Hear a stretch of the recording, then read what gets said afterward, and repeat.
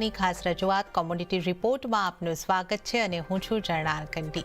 તો આ સપ્તાહે એગ્રી કોમોડિટીમાં ખાસ ખાદ્ય તેલ અને ખાદ્યાન્ન પર ફોકસ રહ્યું અને જ્યાં સરકારના ખાદ્યાન્ન સ્ટોકમાં 18% વધારો નોંધાયો છે। આ સાથે જ શુગરના આઉટલુક ઉપર પણ આપણે નજર રહેતી દેખાય છે, કેમ કે અહીંયા ફરી એક્સપોર્ટને મંજૂરી આપવામાં આવી છે।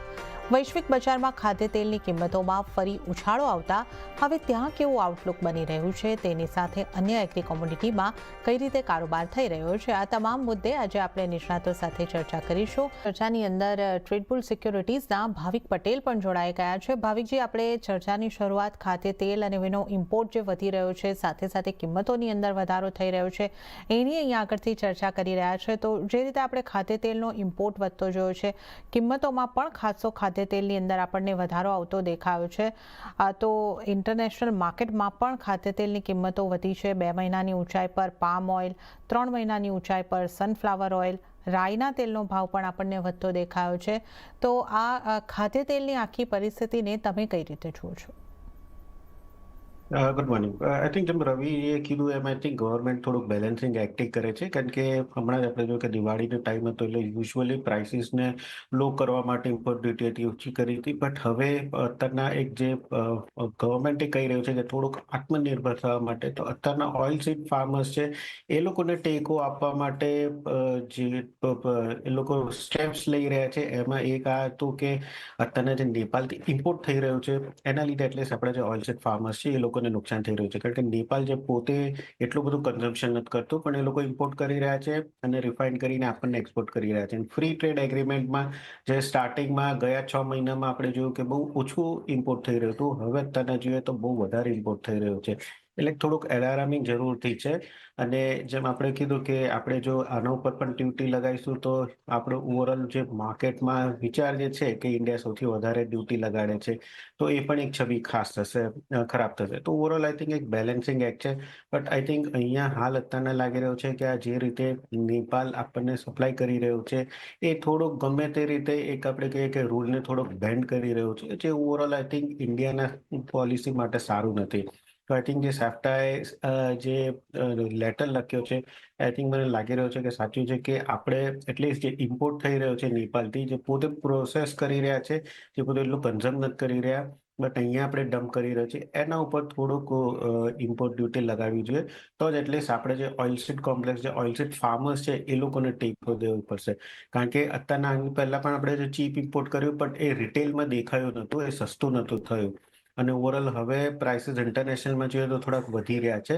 એટલે ડેફિનેટલી હવે એક ફેસ્ટિવ સિઝન પણ પતી ગઈ છે, એટલે અહીંયાથી કદાચ થોડુંક પણ ભાવ વધી શકે, તો મોટો આઈ થિંક કન્ઝ્યુમર્સમાં મોટો અવાજ નહીં આવે, બટ ઓવરઓલ આઈ થિંક એક પ્રાયોરિટી જરૂરથી રાખવી પડશે કે ઓઇલસીડ ફાર્મર્સ જે છે એ લોકોને ટેકો આપવાની। તો મને લાગે છે કે એટલીસ્ટ ખાદ્ય તેલ માટે ખાસ કરીને નેપાળ જે ઇમ્પોર્ટ થઈ રહ્યો છે એના ઉપર એટલીસ્ટ કશુંક ને કશુંક એક ડ્યુટી ગવર્મેન્ટને લગાડવાની જરૂર છે। ઓકે, તો નેપાળથી જે ખાદ્ય તેલનું અહીંયા આગળ ડમ્પ થઈ રહ્યું છે આપણા દેશમાં, એના ઉપર એક ડ્યુટી લાગવી જોઈએ, તો આ ડમ્પ અટકી શકે અને આપણા સ્થાનિક ખેડૂતો, સ્થાનિક ઇન્ડસ્ટ્રીને એક ખાદ્ય તેલ ને બાબતે તેલીબિયા પાકને ઉત્પાદન કરતા ખેડૂતોને એક સપોર્ટ મળતો દેખાઈ શકે। ભાવિકજી, તમે કઈ રીતે જોઈ રહ્યા છો જે સ્ટોક અહીંયા આગળથી આપણને સરકારનો સ્ટોક જે છે ખાદ્યાન્નનો એ વધતો દેખાયો છે અને આગળ પણ સારા ઉત્પાદનની આશા ઘઉં, ચોખા બંનેમાં તો બની રહી છે, તો આપના મતે આ જે આપણી પાસે સ્ટોક છે એને લઈને આપ કઈ રીતે જોઈ રહ્યા છો અને આગળ કઈ રીતના કિંમતો, એક્સપોર્ટને લઈને સરકારની રણનીતિ કઈ રીતની રહી શકે છે? આઈ થિંક કરેક્ટલી રવિએ કીધું કે આ વખતે થોડીક વિન વિન સિચ્યુએશન છે, નોટ ઓન્લી કન્ઝ્યુમર માટે પણ ફાર્મર્સ માટે પણ અને સરકાર માટે પણ, કારણ કે આ વખતે આપણે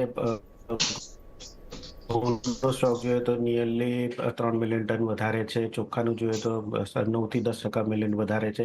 તો એક રીતે ગવર્મેન્ટને થોડુંક બફર સ્ટોક ભરવાની પણ એક સારી તક છે કે આગળ જતાં પણ, જો અત્યારના તો અનુમાન સારા છે, પણ કદાચ કોઈક વેધર ફોરકાસ્ટમાં કંઈક ઓછું થાય અને પછી જો કદાચ પાક ઓછો થાય તો એટલીસ્ટ એક બફર જરૂરથી છે। બટ હાલ અત્યારના આ વખતે જે રીતે આપણે પ્રોડક્શન છે એ રીતે તો ડોમેસ્ટિક કન્ઝમ્પશન માટે ઘણું ઇનફ છે, એટલે આ વર્ષ તો લાગતું નથી કે કશે પ્રાઇસીસ એટલીસ્ટ ખાદ્ય તેલમાં નહીં પણ એટલે આ જે પ્રોડક્શન છે, ઘઉં છે, ચોખા છે, એમાં વધી શકે છે.